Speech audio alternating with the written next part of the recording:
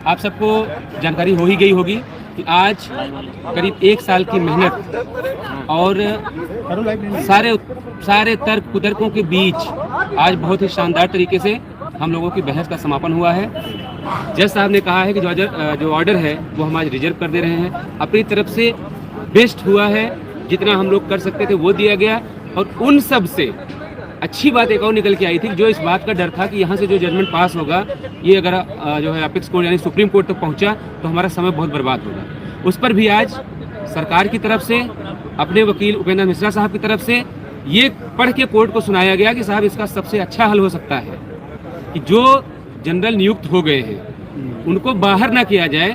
उनके लिए एक पॉलिसी बनाने का सुझाव कोर्ट ने दिया है और हम उस पर आगे बढ़ना चाहते थे, लेकिन चूंकि 29 मई का एक जजमेंट था जस्टिस राजन राय का, जिसकी वजह से हम आगे नहीं बढ़ पा रहे थे, कोर्ट ने आज उस पर भी कह दिया है कि आप पॉलिसी बनाइए, आप देखिए उसको।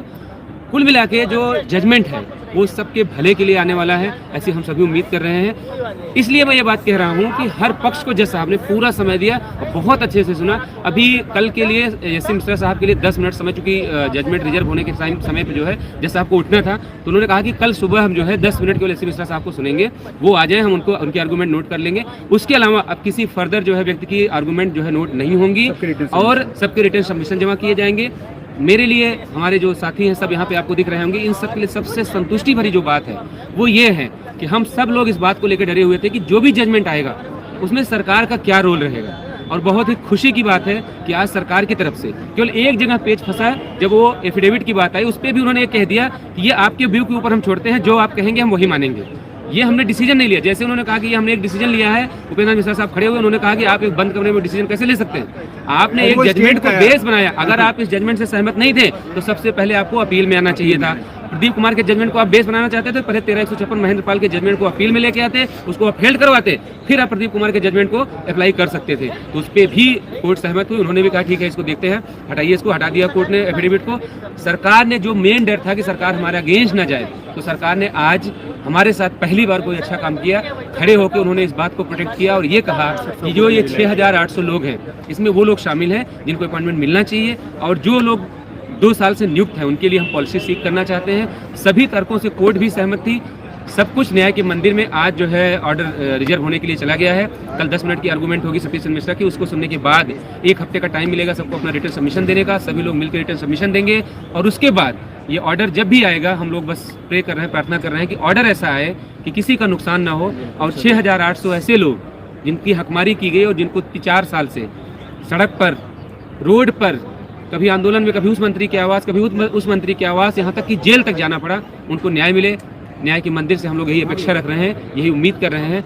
उन सभी साथियों का बहुत बहुत धन्यवाद जिन्होंने विपरीत परिस्थितियों में भी हम लोगों का साथ नहीं छोड़ा।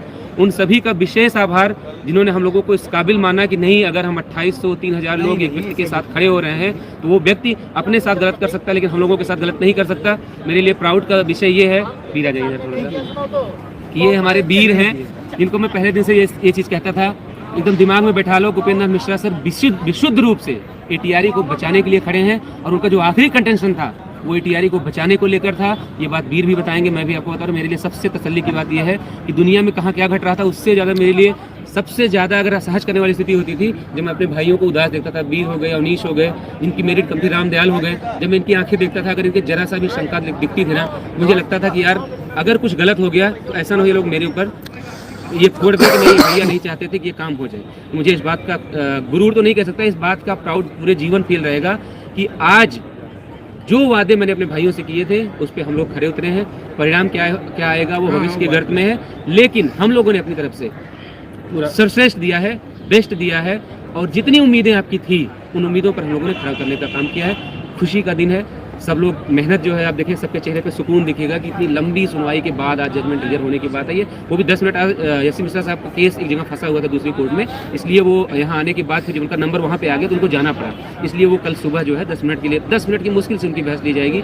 यहाँ तक कि 1 घंटे पहले वो बहस कर चुके हैं, तो बहुत ज़्यादा उनकी बहस बचती नहीं है। तो जिन चीज़ों पर आज सहमति बनी है उन्हीं चीज़ों पर एस मिश्रा साहब से भी हम लोग कल सहमति दिलवाने के बाद 1 हफ्ते के अंदर रिटर्न सबमिशन सब लोग तैयार करेंगे। एक आखिरी उम्मीद के साथ, चूँकि हर आदमी बोलना चाहता है, सभी के चेहरे पर एक सुकून है, मैं इन लोगों को हैंड ओवर करना चाहता हूँ कि अब तक जो हुआ उसको पीछे छोड़ते हुए हमारे जितने भी भाइयों ने पैरवीकार बनने का काम किया, अलग अलग वकीलों के माध्यम से कोर्ट में अपनी बात रखनी चाहिए, एक दूसरे को नीचा दिखाने की कोशिश की, कम से कम अब इन सब चीज़ों को एक किनारे हटा दीजिए। हम आप सभी भाई हैं, हमारा आपका समाज एक है, हमारा आपका परिवार एक है, हमारी आपकी पीड़ा एक है।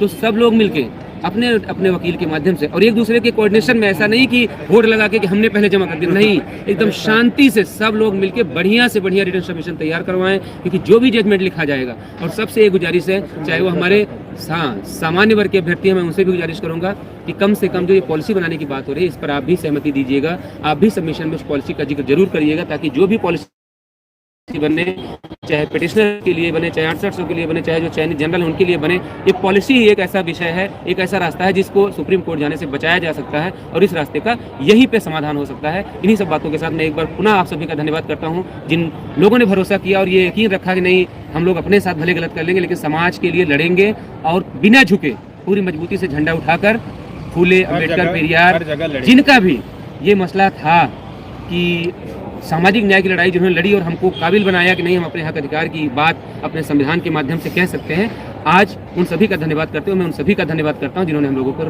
भरोसा किया। बहुत बहुत धन्यवाद।